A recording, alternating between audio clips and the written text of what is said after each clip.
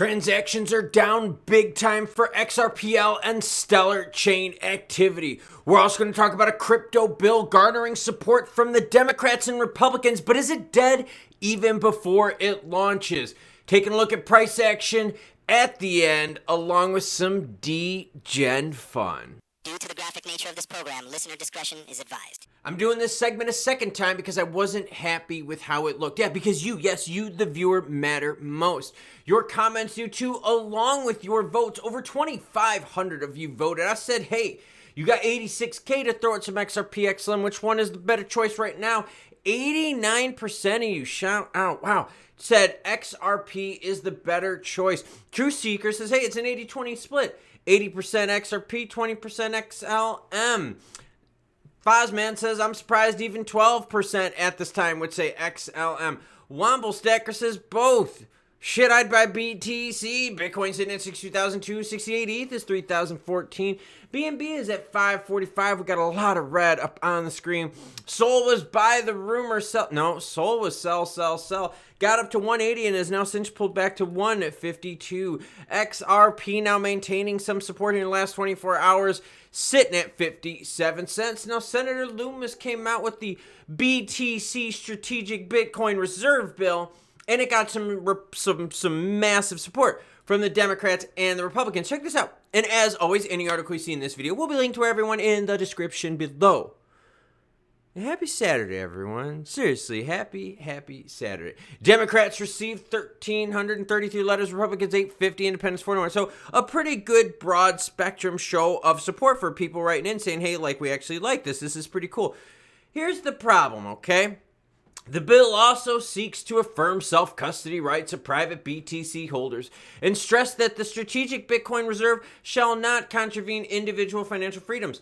Politicians who have so far backed the bill include President hopeful Donald Trump. So if Trump is sitting there saying he approves it, you know who doesn't? The Democrats. We have seen so much partisan crap in this country that it doesn't matter what Lumens' bill has, because you know what? If Trump supports it, there is like half the population out there that is like, look, we ain't down with this shit. It's crazy, and this is bipartisan. You're seeing bipartisan support letters requesting them to co-sponsor the bill. This means that their own voters are writing letters to them saying, yo, dudes, chicks, we want this. And they're like, Trump likes it, so no, we're going to go against it. Now let's talk about some transactions on the chain, and then we're going to have some D-Gen and price fun. Okay, I swear, this is going to be worth it. You're going to love the end. This part's going to suck. Grab the lube, maybe take a few ibuprofen right now because this one might hurt, but we're going to have some fun at the end, okay? Ripple Labs Q2 2024 report a 65% decline in XRPL transitions. Amid regulatory pressure? No, I think that's bullshit. But listen to this stat, and then I'm going to show you how these people are full of shit. Ola, and this shows you some stupid fucking reporting. They're taking numbers and making it push a narrative, but I'm going to actually pull that narrative apart and show you what the actual numbers mean.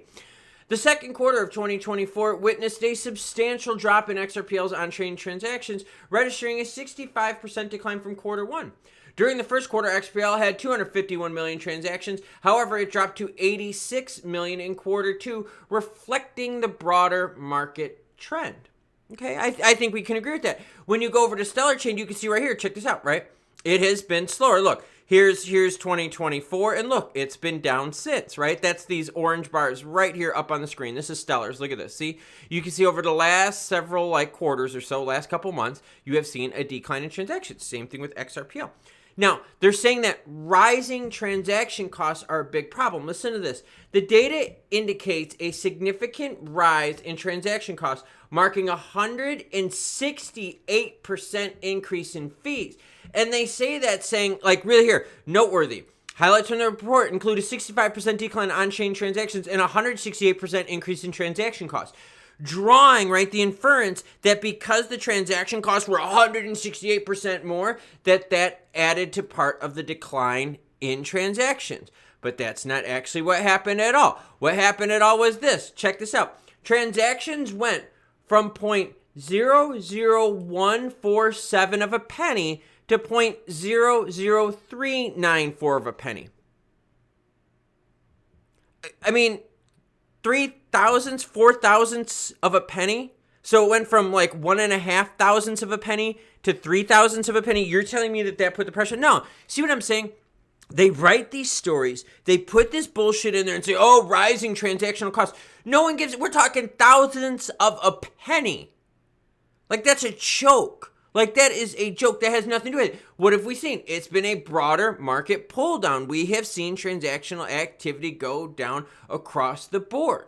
Now, let's have some degen fun, and then we're going to talk about price. Okay, so I talked about the whole idea of Trump and how Trump supports the idea of Senator Lumens's BTC bill, right, where we're going to get some BTC in the reserves, right?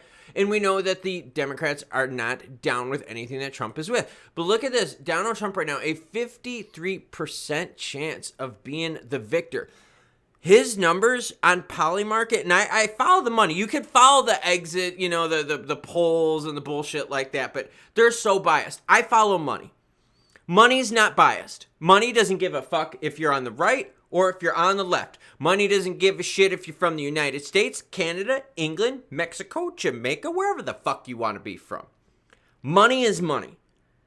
And money makes this shit go round. So I follow the money. Honestly, following Polymarket here over the last couple weeks, it was as high as 61% for Donald Trump, has now pulled back down to 53%. Kamala Harris coming up now to 44%. Now, there's still a pretty big gap between the two, but wow. That is starting to shrink. Now, if you want to check out some stuff, let's do that. Let's do some crypto degen fun. Are you cool with that? I think I'm pretty cool with that. What about Ethereum above 3,000 on August 9th? Take a look at ETH right now as we zoom out. ETH right at that 3,000 mark. So can it hold it for the next 6 days? Solana all-time high wins. You got people playing some pretty interesting stuff on that. 282,000 on the money on that. That's pretty interesting. So there are a lot of people getting into this stuff. FTX payouts. Circle IPO 2024. Will Kraken IPO 2024. Who's going to be bigger? Pay or whiff? First to 10 billion. See what I mean? There's a bunch of cool stuff here. So now let's get into the price action. So this has been a comparison video from the get-go. I showed you how, yes, Ripple transactions are down. Yes, these people lie to your faces to push a narrative. And the reality is these transactions are down because the network activity across the board has been down. There's been a ton of reasons for pressure. It's not just one thing, and it's not transaction fees. Is there political pressure? Yeah, but does political pressure really matter when it comes to you using on-chain stuff? Come on, that's a bullshit narrative. But when we look at price, right, the things that make the world go round, money action. XRP is up blue on the screen with XLM being orange. You can see that over the 1 month time period, XRP is up right about 25%, while XLM is up right about that 8-9% mark. That's for the 1 month time period. We saw that separation right around here when the Torres speculation started building. Zoom it out to the 1 year, and in the 1 year, XRP is down 10%, while XLM is down about 27%. So very, very different performance. Zoom out just a little bit further, and you could see XRP definitely above the trend in XLM price-wise. Both moving very similar, but we've seen here as of late, XRP definitely splitting the market since 2022. Now, in terms of price and juicy price action, look, weekends have been boring AF when it comes to the markets. The volume goes down quite heavily, and the news itself is really, really more analytic rather than macro political and BS like that. The only thing I'm keeping my eye on right now, and you know what? Let's go big screen. So the Middle East would be the only thing that I'm really keeping my eye on for this weekend. Yes, gold touched all-time highs because the world is kind of freaking out and needs a safe place to put their money. And crypto has been going down in price along with transactional volume. It's the ebbs and flows of crypto. I'm not worried about it, and I gotta be honest with you, people out there citing high transactional fees being the reason are completely full of shit. It's just journalism out there trying to get you to think one thing when it's probably something else. Just like the whole idea of Democrats really being like, yo, we should do this Bitcoin reserve thing here. That would actually be pretty good for us economy-wise. We could hedge against inflation with some BTC. That might be pretty good and pretty juicy for us. But yet, we know that with Trump supporting it and a lot of other Republicans supporting it, that the Democrats are going to be like, look, we just want to do the opposite of you. And that's just the scene of politics here in the United States. That's not me picking one side or the other. That's me telling you, hey, this is how it is. We watch these things live happen. You watched the last one with me live. And how was that? Frustrating AF, wasn't it? You see it. Both sides do not work together. So is a bill going to get passed right now? Hell no. Because these people right now are trying to politic for your votes. So because they're doing that, they're not going to do anything to ruffle feathers. And remember, there's a lot of Democratic support coming from some of the big banks. And we know Maxine, we know the Shermanator, we know about Pocahontas, right? They all put the brakes on crypto.